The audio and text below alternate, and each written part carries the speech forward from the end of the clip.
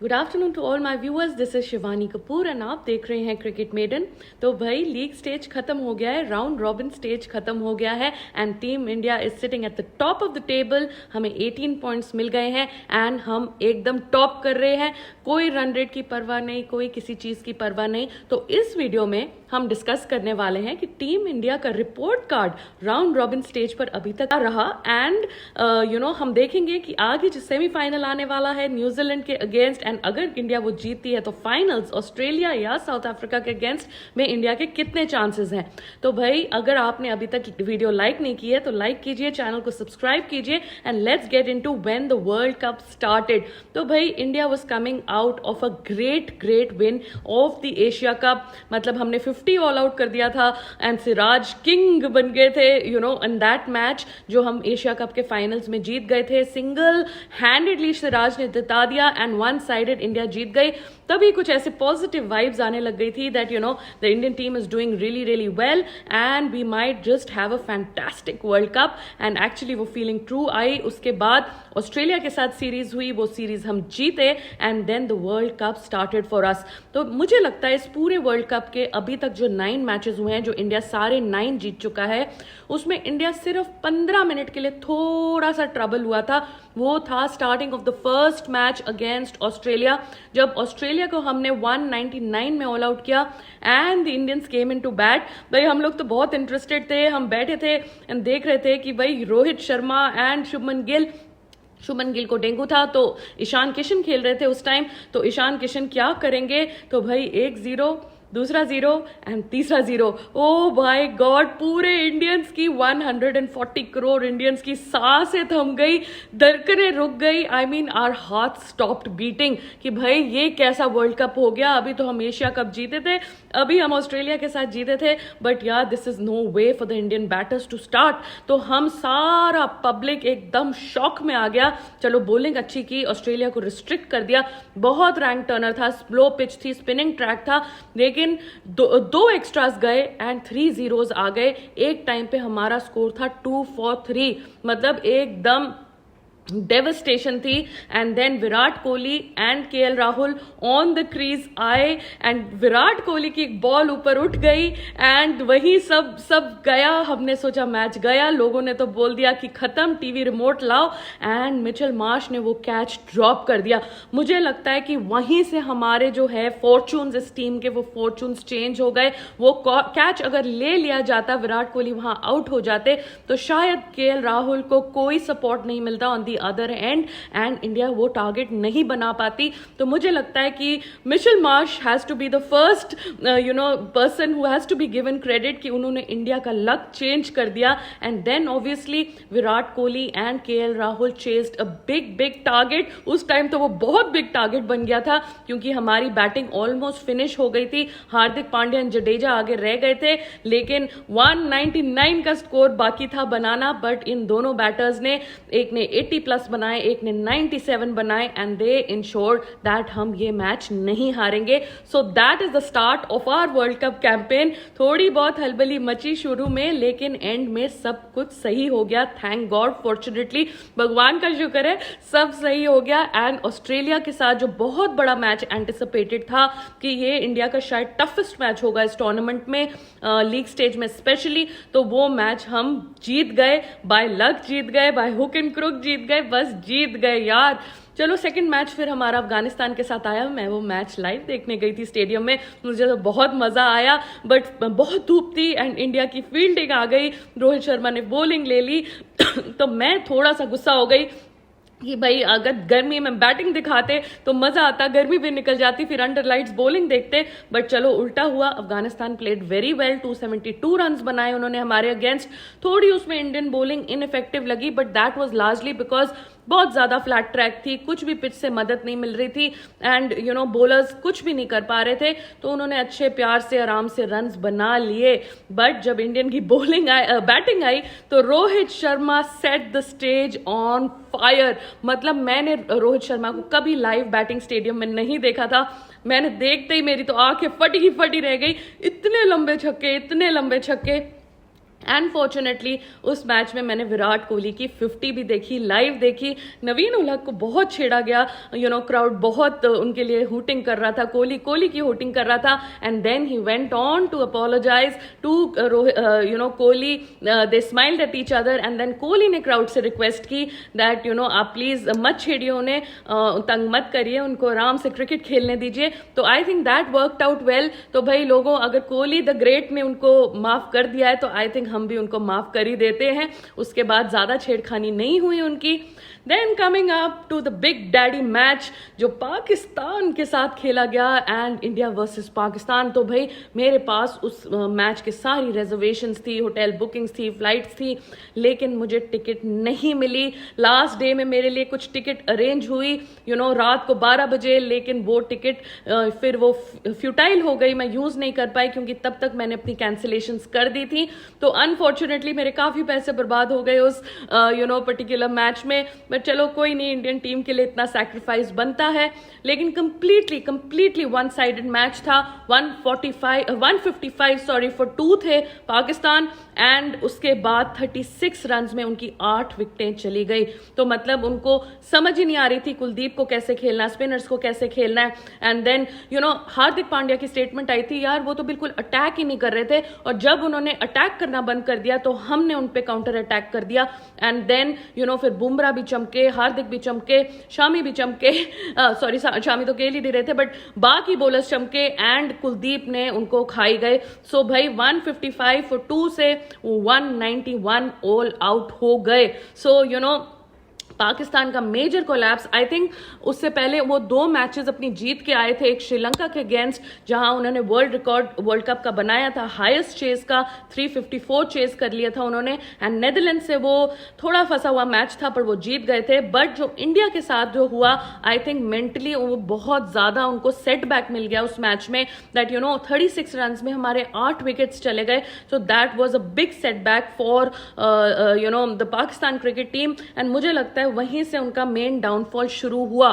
So then India वो भी 191, तो भाई रोहित शर्मा जिस फॉर्म में लग रहे हैं, 191 तो उनके लिए कुछ भी नहीं थे।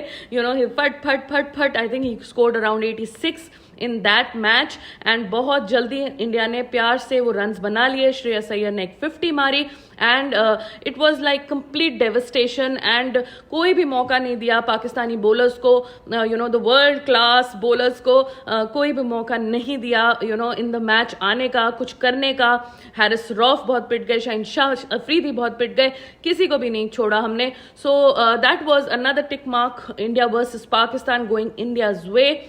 एंड देन अगर बड़े मैचेस की बात करें, उसके बाद आया हमारा टफ मैच जो न्यूजीलैंड थी जब से अनबीटन जा रही थी, एंड हम भी अनबीटन जा रहे थे। तो ये देखना था कि 2 तगड़ी टीम्स जब एक दूसरे को चैलेंज करेंगी, और वो भी धर्मशाला, एंड धर्मशाला की जो कंडीशंस हैं, वेदर कंडीशंस, ग्राउंड कंडीशंस, जिस हिसाब से वो ग्राउंड है, माउंटेन्स के बीच में है, छोटा ग्राउंड है, वो न्यूजीलैंड को कंडीशंस को बहुत सूट करता है, क्योंकि ऑकलैंड एंड न्यूजीलैंड के जो ग्राउंड्स होते हैं वो भी बिल्कुल ऐसे होते हैं। तो ट्रेंट बोल्ट ने कहा कि बिल्कुल हमारी होम कंडीशंस में हमें ये मैच मिला है, तो हमारा एडवांटेज लग रहा है। तो I think BCCI and ICC ने एक चैलेंज दिया टीम इंडिया को कि आप न्यूजीलैंड को उनकी होम कंडीशंस में आप हरा के दिखाइए। पेस, विकेट में पेस थी, बाउंस था, एंड थोड़ा सा मैच हमारा फंस गया था, लेकिन king Kohli decided to show his prowess that day. उन्होंने सोचा कि भाई मैं दिखाऊंगा चेस कैसे किया जाता है, एंड 95 रन उन्होंने बनाए, एंड फंसाया मैच उन्होंने हमें जिता दिया। सो वो भी टिक मार्क हो गया, एक फंस गया था मैच, वो मैच हमने निकाला, एंड वी वन अगेंस्ट वो टीम जो अभी तक अनबीटन जा रही थी। उसके बाद हमारा नेक्स्ट मैच था साउथ अफ्रीका के साथ, जो बड़ा मैच था। आई मीन छोटे मोटे बहुत बांग्लादेश और ये सब बहुत सारे मैचेस हैं बीच में, बट मैं मेन मैचेस की बात करूंगी। तो नेक्स्ट मैच था साउथ अफ्रीका। भाई साउथ अफ्रीका तो 400 की रेपुटेशन लेके आ रही थी, दैट हम 400 बना रहे हैं हर मैचेस में, हम बहुत पीटेंगे, हम बहुत मारेंगे, ये करेंगे, हम वो करेंगे। तो भाई इंडिया ने करी बैटिंग फर्स्ट, एक अच्छा खासा 350 प्लस का स्कोर लगा दिया, एंड साउथ अफ्रीका को बोला आइए जी आप 400 प्लस हैं, आप मार के दिखाइए हमारे बॉलर्स को। एंड साउथ अफ्रीका ने मतलब कुछ भी नहीं. They did not have a single answer to any of our bowlers questions. So South Africa निपट गई 83 पे. तो मुझे लगता है it was a complete annihilation of the South African batting. मतलब इतनी बुरी तरह से हमारे bowlers ने उनको ट्रीट किया कि भाई आप बड़े आए यहाँ 400 बनाने वाले गुड बॉलिंग अटैक, एक इन फॉर्म बॉलिंग अटैक को आप तो बिल्कुल 100 रन भी नहीं बना पाए. सो that was a massive victory for us. And उस दिन ऐसा लग रहा था कि यार इस Indian bowling is something different about this bowling. And perhaps the Indian bowling at this point of time, मतलब एज एन इंडियन मुझे बोलते हुए बड़ा अजीब सा लग रहा है, डिफरेंट लग रहा है, खुशी हो रही है that Indian bowling is actually outperforming Indian batting. So यार मतलब बहुत मजे दिला दिए. ये मैच था, इंडियन बॉलर्स के नाम था. एंड अब वर्ल्ड स्टेज में हम रॉक कर रहे थे. Indian bowling was actually rocking. इसके बाद जो नेक्स्ट बड़ा मैच था वो था श्रीलंका जी के अगेंस्ट. तो यार ये वैसे तो बड़ा मैच नहीं था, I am just being sarcastic. So this was a very mediocre match for us because number 1 हम एशिया कप में उनको 50 ऑल आउट कर दिए थे. And number 2 they are playing very bad cricket. बीच में उनका कैप्टन चले गए, शनाका इंजर हो गए, then Pathirana left midway, Angelo Mathews आ गए. तो उनके साथ काफी लफड़ा तफड़ी हो रही थी. और अब प्रेजेंट सिचुएशन तो ये है कि श्रीलंका क्रिकेट ही सस्पेंड हो गई है on charges of corruption. ICC ने उनको सस्पेंड कर दिया है. तो यार श्रीलंका क्रिकेट के साथ तो बहुत ही बुरा सिचुएशन हो गई है. एनीवे वो मैच था. एंड अगर श्रीलंका के साथ मैच हो और सिराज जागे ना एंड इनफॉर्म ना आए, ऐसा हो ही नहीं सकता. सो yet again Indian bowling showed that they are just absolutely unplayable. पूरी श्रीलंका की टीम जो थी वो 55 ऑल आउट हो गई. एंड हमारे पेसर्स ने क्या तबाही मचाई. बेचारे कुलदीप यादव तो सोचते ही रह गए यार 17th ओवर में मुझे लेके आयो लेकिन विकेट तो मेरे लिए 2 छोड़े हुए हो. सो यार it was complete annihilation. And Shami तब तक टीम में आ गए थे. हार्दिक पांड्या अनफॉर्चुनेटली इंजर हो गए थे. And Sky and Shami were inducted. And जब से शमी टीम में आए हैं it showed that Rahul Dravid का जो इनिशियल डिसीजन था, आई थिंक एक चीज मैं उनको पूरे टूर्नामेंट में फॉल्ट करूंगी कि शुरू के मैचेस में जो उन्होंने शार्दुल ठाकुर को खिला दिया instead of Shami. I mean वो 3 मैचेस में आई थिंक उन्होंने कुछ 14 या 15 विकेट्स ले ली थी शामी ने. So I think that was a terrible decision कि 8th बॉलर को आप रखिए. शार्दुल पिट भी रहे थे. तो मुझे लगता है ये थोड़ी सी हमारे से शुरू के मैचेस में मिस्टेक हो गई. लेकिन जो बाकी के प्लेयर्स थे, बाकी के बॉलर्स थे और बैटर्स थे, वो इस मिस्टेक को कवर कर रहे थे. तो 8th बैट्समैन रखने के चक्कर में हमने थोड़ा सा ब्लंडर कर दिया था. लेकिन हार्दिक जैसे आप कहते हैं कि समथिंग हैपन्स, अगर कुछ बुरा होता है तो शायद उसमें कुछ अच्छा छिपा होता है. तो हार्दिक के साथ काफी बुरा हुआ. India lost its main all rounder, bowling all rounder. And फिर आए Shami and Sky. And Shami ने दिखाया कि भाई आप मुझे ओडीआई क्रिकेट में बाहर नहीं छोड़ सकते. I am the champion of ODI cricket and I know how this game is played. So Shami was in action, Siraj was in action. And Sri Lanka का वहां 55 में सब काम धमाम ढेर हो गया. हम वो मैच बहुत आराम से जीत गए.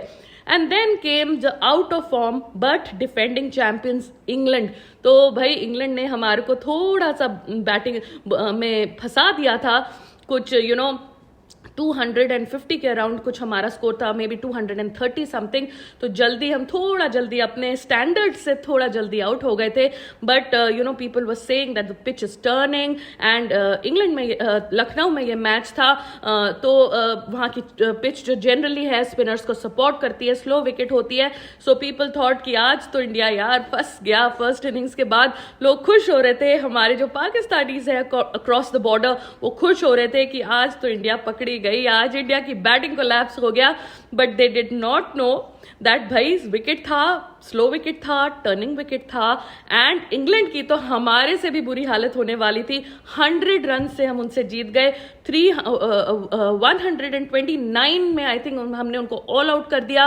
एंड उन्होंने जो बामी आमी है उन्होंने विराट कोहली का सिर काट के, बिकॉज विराट कोहली 0 पे अनफॉर्चुनेटली आउट हो गए थे, उन्होंने सिर काट के एक डक के ऊपर लगा के इमेज पोस्ट कर दी थी ऑफिशियल अकाउंट से. तो उनके तरफ से तो 3 डक्स हो गए. Ben Stokes, Jos Buttler and Mark Wood. तो हमने 3 डक्स की फोटो उनकी एडिट करके उनको वापस भेजी एंड कंप्लीटली एम्बैरस कर दिया। तो ये बोला जाता है कि भाई जब तक मैच खत्म ना हो तब तक आप कोई ऐसी हरकत ना करें जिसकी आपको मुंह की खानी पड़े, एंड वहां की जो इंग्लैंड की बामी आर्मी है उनको एक्चुअली मुंह की खानी पड़ी।